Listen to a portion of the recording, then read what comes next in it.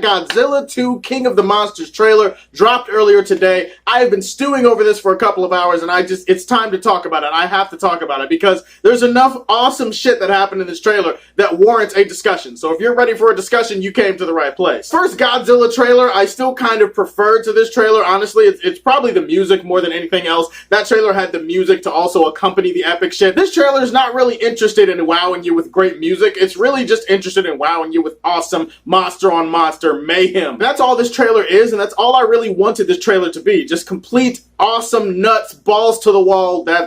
Wow, I combined those words a little bit too loosely there. Just a crazy, amazing trailer with a bunch of monster shots, a bunch of great epic action shots, and, you know, human beings staying out of the way. We'll get to them in a second. When it comes to the actual monsters that you get to see on screen, obviously you see Mothra. I like the fact that we got to see Mothra flying around doing more than the last trailer. She really just flapped her wings and showed her wingspan, and then she looked kind of sad sitting in front of Millie Brown and Vera Farmiga's character. In this trailer, you actually see Mothra flying around and doing some shit, so I'm happy about that because obviously it means that Mothra is going to play a very important role in whatever happens in this movie. As far as Rodan goes, I mean, Rodan is pretty much the same type of Rodan that he was in the first trailer. He really hates this city for some reason. They've shown the exact same shot of Rodan flying over the city and pretty much wiping out all of the human beings in that area. I feel like he has a personal grudge with that city because, oh my god, they don't show him doing anything else. It really can't be stressed enough how visually stunning and beautiful this movie looks, even in trailer form. It automatically looks like the most beautiful movie in 2019. I feel like they should automatically roll the movie up for the Oscars in 2020. It's hard to believe that a movie will look as beautiful or as stunning as this movie does. I mean, usually I say my trademark phrase that I haven't copyrighted for some reason, but usually I say my trademark phrase when it comes to a movie like this, and you already know what that phrase is. Eggs on a tit!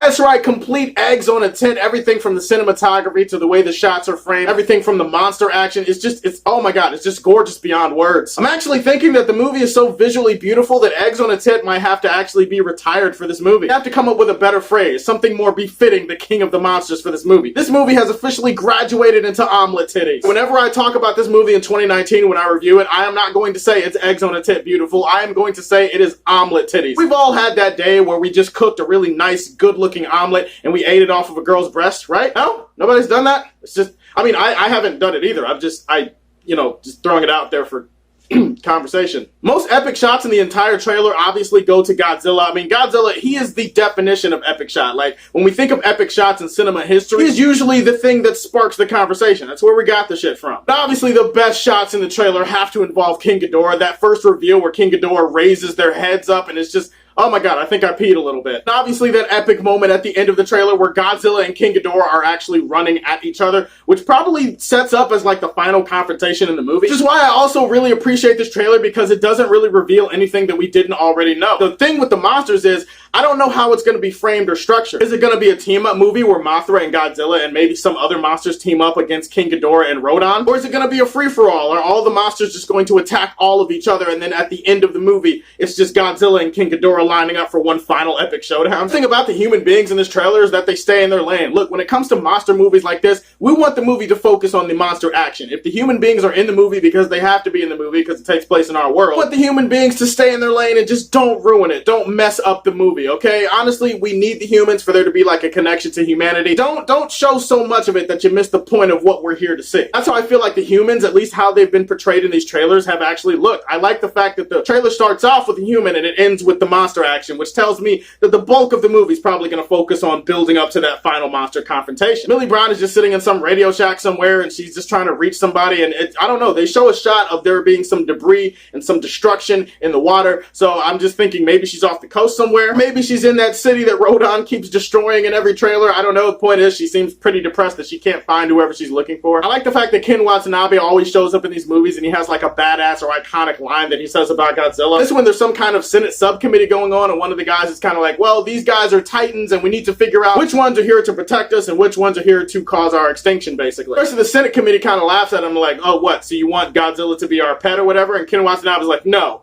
We are his pet, okay? This is his domain, this is his kingdom. He is called the king of the monsters for a reason. He's a living god amongst the monsters. No, there's no way in hell we would ever get that thing to be our pet. I have a curiosity about a couple of shots in this trailer. I remember the director said a couple of months ago that it's possible that other monsters could show up. And based on this trailer, it definitely looks like we're going to be getting other monster cameos, or maybe they'll have a bigger role in the story. I don't know. There is one shot in particular that made me think of Kumanga. These huge, gigantic, skinny spider leg things coming out of the ground. They got some spiky edge to them or something. I immediately thought of Kumanga. If you don't know who Kumanga is basically a spider kaiju from back in the day that fought Godzilla. So we could be getting Kumanga. That's pretty cool. We also could be getting Anguirus. Anguirus is like this big ass prehistoric dinosaur dragon thing. It's got spikes. It's got a long tail. It has fought Godzilla. It's also been an ally of his in the past. Got one shot where there's something that looks like a mountain that's about to stand up, and I couldn't tell if those were spikes on its back or if it were trees or something else. But the point is, I thought of Anguirus when that happened, and I'm just kind of like, could Anguirus play a role in this? Maybe you could have Godzilla and Mothra, Anguirus, and then you could have maybe Mothra teaming up against Rodan and King Ghidorah, and maybe Kumanga. I don't know. I'm just speculating here as somebody who is a big fan of Godzilla and all of his lore. I'd be very excited to see other monsters show up, but again, I do want the focus of the movie to be around Godzilla. I don't want it to feel like Godzilla, but then every other monster gets equal billing. No.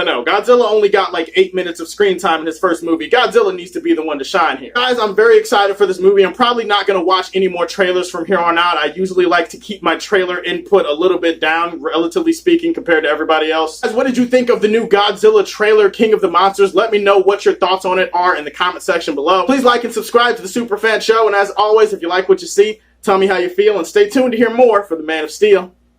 Peace.